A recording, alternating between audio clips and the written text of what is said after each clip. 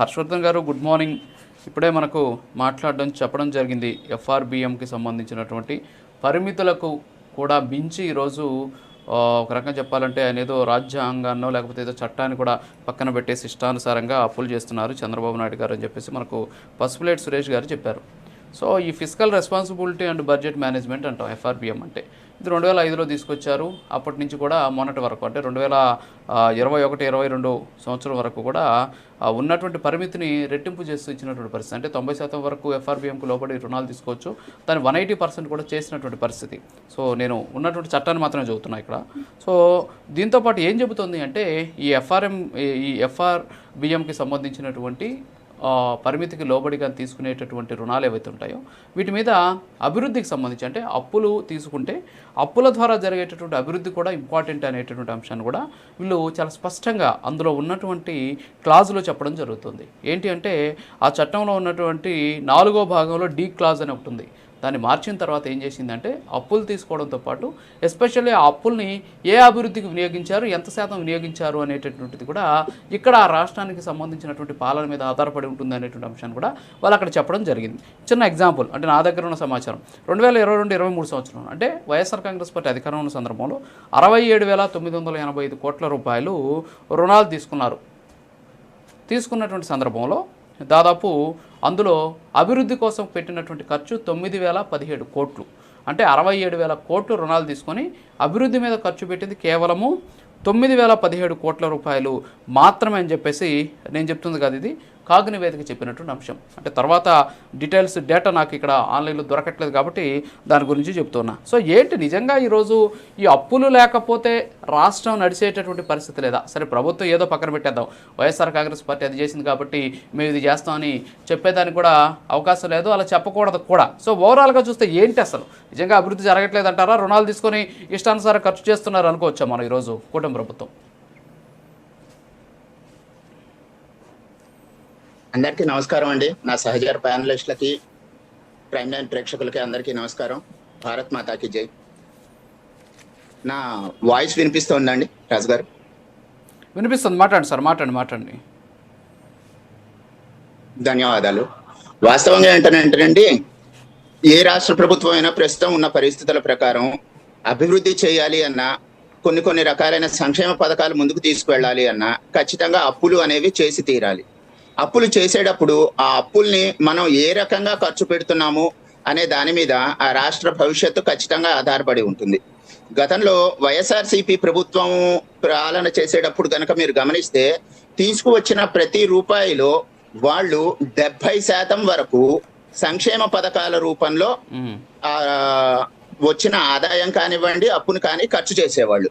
ఒక 10-15% వరకు పాత బకాయిలు తీర్చడం, ఇటువంటి వాటి కోసం వాళ్ళు ఖర్చు చేసేవాళ్ళు. ఒక 10% మాత్రం అభివృద్ధికి అంటే ఇన్ఫ్రాస్ట్రక్చర్ డెవలప్మెంట్ ఇటువంటి వాటికి ఖర్చు చేసేవాళ్ళు. ఒక 5% ప్రభుత్వ ఖర్చులు, ప్రభుత్వ యంత్రాంగం నడిపించడానికి ఇటువంటి వాటి మీద ఖర్చు చేసేవాళ్ళు నా దగ్గర ఉన్న వివరాల ప్రకారం. ఇక్కడ చూసుకుంటే మనం 70% దాకా వైఎస్ఆర్సీపీ ప్రభుత్వం అధికారంలో ఉన్నప్పుడు 70% అమౌంట్ తీసుకువెళ్ళి సంక్షేమ పథకాల మీద పెట్టారు. అది మేము సంవత్సరంకి పెంచుకుంటూ వచ్చాము అని చెప్పారు. ఎక్కడైతే నేను బాగా అభివృద్ధి చేస్తున్నాను అని చెప్పి ఎవరైనా చెబుతారో అప్పుడు సంక్షేమ పథకాల మీద నేను ఎక్కువగా ఖర్చు పెట్టాను అని చెప్తే అది ఒక హాస్యాస్పదమైన మాట.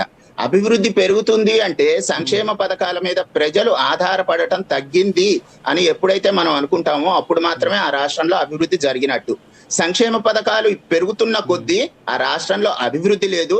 అట్ ది సేమ్ టైం ప్రభుత్వ పాలన కూడా ప్రజల దగ్గరికి సవ్యంగా చేరట్లేదు. కేవలం ప్రభుత్వం మీద ఆధారపడి బతికే వ్యక్తులను పెంచేంత మాత్రమే అవుతుంది. కాబట్టి ఇటువంటి వాటిని ఆర్థిక పరిభాషలో అభివృద్ధి అనరు. ఇప్పుడు కూటమి ప్రభుత్వం దగ్గరికి చూసేసరికి దగ్గర 40% దాకా గత ప్రభుత్వం చేయనివ్వండి, ఈ ప్రభుత్వానికి కానీ అప్పులు కానీ వడ్డీలు కానీ చెల్లించడం కోసం వచ్చిన ఆదాయాన్ని లేదా అప్పుని రెండింటినీ కలిపి తీరుస్తున్నది. అలాగే కేవలం 30-35% మాత్రమే సంక్షేమం మీద ఖర్చు చేస్తోంది. సంక్షేమం మీద అంత తక్కువగా ఖర్చు చేయటం నాలాంటి వాళ్ళకి చాలా ఆనందంగా ఉంటుంది. ఎందుకు అంటే ఏదైతే రూపాయి తీసుకువస్తారో దాన్ని అభివృద్ధి కోసం అని చెప్పి ఇన్ఫ్రాస్ట్రక్చర్ ఏదైతే కావాలో దాని మీద పెట్టుబడి రూపంలో పెట్టడము, అవి మళ్ళీ మనకి రిటర్న్స్ వచ్చేలాగా తయారు చేయటం అనేది చాలా మంచి పరిణామం, శుభ పరిణామం. అటువంటి వాటి మీద 30 నుంచి 35% వరకు వాళ్ళు ఇది చేస్తున్నారు. ఇన్ఫ్రాస్ట్రక్చర్ డెవలప్మెంట్ కోసం కానీ లేదంటే ప్రభుత్వ ఖర్చుల కోసం కానీ మిగతా వాటిని ఖర్చు చేస్తున్నారు. బాగా గమనిస్తే ఎప్పుడైనా సరే అభివృద్ధి అనే దానికి కొలమానం ప్రభుత్వం మీద ఆధారపడి బతకకుండా ప్రజలు సొంతగా వాళ్ళ రూపాయి వాళ్ళు ఖర్చు చేసుకునేటట్టు చేయటం. ఇందాక సహచర సోదరులు ఒకరు చెప్పారు, ల్యాండ్ రిజిస్ట్రేషన్ రేట్లు పెంచటం మూలంగానే ఈ అభివృద్ధి పెరిగింది అని చెప్పారు.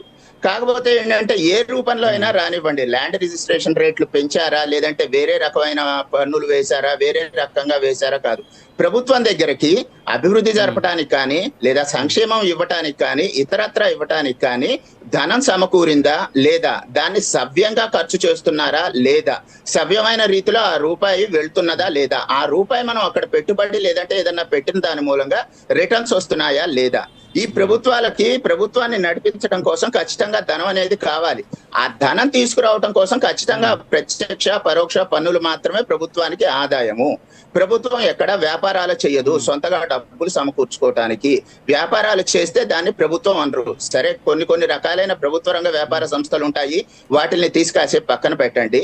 ఎప్పుడైతే జనాల దగ్గరికి మేము 1,00,000 ప్రభుత్వ ఉద్యోగాలు ఇస్తున్నాము లేదా 1,00,000 ప్రభుత్వ ఉద్యోగాలు ఇస్తున్నాము అంటే అది కూడా ప్రజలకి చెప్పకుండా ప్రజలని మోసం చేస్తూ ఇది చేయటమే. ఏ ప్రాంతంలో అయినా సరే అభివృద్ధికి కొలమానం ఏంటంటే ప్రభుత్వం మీద ఆధారపడకుండా ఎవరైనా సొంతగా ప్రైవేటు ఉద్యోగాలు తీసుకొచ్చి అక్కడ పెట్టారా, ఆ ప్రైవేటు వాటిల మూలంగా కంపెనీల మూలంగా ఏమైనా ఉద్యోగాలు పెరిగాయా, వాళ్ళ సొంత కాళ్ల మీద వాళ్ళు నిలబడ్డారా, ఎవరి మీద ఆధారపడకుండా ఉన్నారా, ఇటువంటివి మాత్రమే అభివృద్ధికి కొలమానాలు. ప్రభుత్వం కూర్చోబెట్టి ఎందుకు పనికిరాని ఉద్యోగాలు 4 ఇచ్చి ఆ 4 ఇచ్చి రేపు పొద్దున వాడి ద్వారా ఎటువంటి పని లేకుండా, వాడు ఎటువంటి పని చెయ్యకుండా శాలరీ రూపంలో వాడికి ఇస్తూ, వాడు రిటైర్డ్ అయిన తర్వాత పెన్షన్ రూపంలో ఇస్తూ, వాళ్ళు చచ్చిపోయిన తర్వాత వాళ్ళ ఇంట్లో వాళ్ళకు కూడా భారీగా పెన్షన్ల రూపంలో ఇస్తూ ఇవ్వాలి. ఖచ్చితంగా చేసిన వాటికి ఇవ్వాలి. కాకపోతే ఏంటంటే కేవలం ఓట్లు లేదంటే ఇంకొక రూపంలో ప్రభుత్వం తన పబ్బం గడుపుకోవటం కోసం అని చెప్పి గత ప్రభుత్వాలు కానివ్వండి, కొన్ని ప్రస్తుత ప్రభుత్వాలు కానివ్వండి, మీరు గమనిస్తే అతి పెద్ద అభివృద్ధికి అడ్డంకి ఏంటంటే దుబారాగా ఇచ్చేస్తున్న పెన్షన్. కొంతమందికి ఈ మాటలు నచ్చచ్చు, నచ్చకపోవచ్చు. పెన్షన్ల రూపంలో ప్రభుత్వ సొమ్ము ఎంత నాశనం అయిపోతుంది, సంక్షేమాల రూపంలో ప్రభుత్వ సొమ్ము ఎంత నాశనం అయిపోతున్నది, అవసరం లేని వాళ్ళని మీరు ఎట్లా ఫిల్టర్ చేస్తున్నారు అనేది లేకుండా చేయటం అనేది తప్పు. ఇప్పుడు నన్ను అడిగితే ఈ ప్రస్తుత కూటమి ప్రభుత్వము ఖచ్చితంగా తన దగ్గరకు వస్తున్న రూపాయిని, అది అప్రూపంలో కానివ్వండి వేరే రూపంలో రానివ్వండి, ఆ రూపాయిలో చాలా తక్కువ పర్సంటేజ్ మాత్రమే ఇది చేస్తూ ఎక్కువ పర్సంటేజ్ అభివృద్ధి మీద పెట్టుబడి పెడుతున్నది. కాబట్టి చక్కగా ఇది ఖచ్చితంగా అభివృద్ధి జరుగుతున్నట్టే. ఈ అభివృద్ధి పరోక్షంగా ఇప్పుడు కాకపోయినా సరే తర్వాత అయినా సరే పార్టీలు ప్రభుత్వాలు జోలికి నేను వెళ్ళను, హర్షవర్ధన్ గారిని పార్టీలు ప్రభుత్వాల జోలికి వెళ్ళను. సో మీరు చక్కగా చెప్తున్నారు కాబట్టి నేను అడుగుతున్నా, మీకు రెవెన్యూ లోటు అనేది పెరగడం కూడా ఒక కారణం. ఇప్పుడు ఓకేనా, వినిపిస్తుందా? ఇప్పుడు ఓకేనా? Thank you. ఇప్పుడు నేను పార్టీలు ప్రభుత్వాల జోలికి వెళ్ళట్లేదు. వాస్తవంగా ఈరోజు రాష్ట్రంలో ఎప్పటి నుంచో చూస్తే రెవెన్యూ లోటు అనేది పెరుగుతూ వస్తుంది. 2014-15 కాలం నుంచి కూడా చూసినా కూడా రెవెన్యూ లోటు అనేది పెరుగుతూ వస్తున్నటువంటి పరిస్థితి. ఫర్ ఎగ్జాంపుల్ 2018-19లో 12.12% ఉన్నటువంటి రెవెన్యూ లోటు 2019-20 నాటికి వచ్చేసరికి 23% పెరిగినటువంటి పరిస్థితి.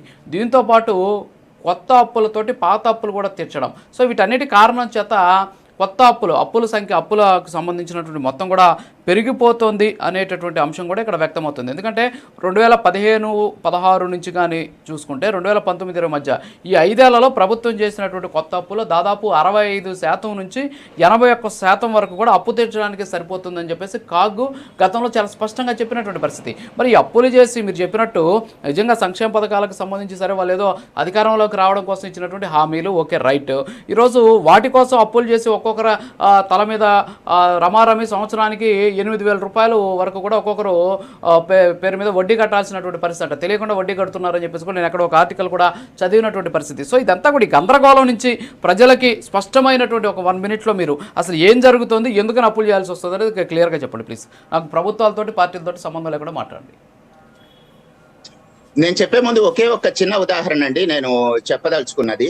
గత ప్రభుత్వంలో, వైసీపీ ప్రభుత్వంలో 40 మంది పైచీలకు ప్రభుత్వ సలహాదారులు ఉన్నారు. ఒక చిన్న ఉదాహరణ అన్నమాట. లీక్ ఎట్లా అయిపోతాయి, డబ్బులు ఎట్లా వెళ్ళిపోతాయి అని. ఆ 40 మందికి కాను మనం కల్పించిన సౌకర్యాలు, వాళ్ళకి ఇచ్చిన జీతాలు, వీటిని అన్నిటిని బేరీజ్ వేసుకుని ఒక ప్రైవేట్ కంపెనీకి ప్రభుత్వానికి ఉన్న వ్యత్యాసాన్ని ఇక్కడ మీరు గమనించండి. అదే రకమైన జీతము, శాలరీ, వాళ్ళకి ఇస్తున్న ఫెసిలిటీస్ ఇవన్నీ కలిపి ఉంటే ప్రైవేట్ వాళ్ళు ఏం అడిగేవాళ్ళు అంటే, ఏ రకంగా నీ మూలంగా కంపెనీకి లాభం వస్తున్నది, నేను నీకు ఇంత శాలరీ ఇస్తున్నందుకు అని అడుగుతారు. అలాగే ఇక్కడ నాది ఆ ప్రభుత్వంలో ఉండనివ్వండి, ఈ ప్రభుత్వంలో ఉండనివ్వండి, దుబారా ఖర్చులు చేసే వాళ్ళ గురించి మాత్రమే నేను మాట్లాడుతున్నాను. ఆ 40 మంది మూలంగా ఎటువంటి సలహాలు, అత్యంత గొప్పమైన సూచనలు వచ్చాయి, వాళ్ళకి ఇచ్చిన జీతభత్యాలు ఎంత, వాటి మూలంగా ప్రభుత్వానికి వచ్చిన ఉపయోగము, తద్వారా ప్రజలకు వనగూరిన ఉపయోగము ఏమిటి? ఇటువంటి దుబారా ఖర్చులు అనేవి పెరుగుతూనే ఉంటే రాష్ట్రము అభివృద్ధి దగ్గరికి ఎక్కడికి వెళ్తుంది? రెవెన్యూ లోటు అంటున్నారు. రెవెన్యూ లోటు ఎందుకు వస్తుంది? బాగా గమనించండి. మీరు అడిగిన ప్రశ్నకు ఒకే ఒక సమాధానం వస్తుంది. దుబారా ఖర్చు అనేది పెరుగుతూ దానికి సంక్షేమం అనే ఒక రంగు పూసి, మేము ఇచ్చేస్తున్నాము, ప్రజలకు ఇచ్చేస్తున్నాము, ఇష్టం వచ్చినట్టు ఇచ్చేస్తున్నాము, ఎవరికి ఏది కావాలంటే అది ఇచ్చేస్తున్నాము అని పందారాలు చేసేస్తుంటే అభివృద్ధి ఎక్కడి నుంచి వస్తుంది? రెవెన్యూ లోటు రాకుండా ఎందుకు వస్తుంది? కేవలం ఓటు బ్యాంక్ రాజకీయాల్ని అడ్డం పెట్టుకొని, ఆ ఓటు బ్యాంక్ రాజకీయాల కోసమని, సంక్షేమ పథకాలని, లేదంటే వృధా ఖర్చులు చేస్తూ రాజకీయ పునరావాసాలు కల్పించడం కోసం ప్రభుత్వ సలహాదారులు లేదా వేరే ఇది అంటూ వాటిని తీసుకొచ్చి పెట్టుకుంటూ అక్కర్లేని దుబారా ఖర్చులు చేయటం మూలంగా మాత్రమే రెవెన్యూ లోటు అనేది పెరుగుతుంది.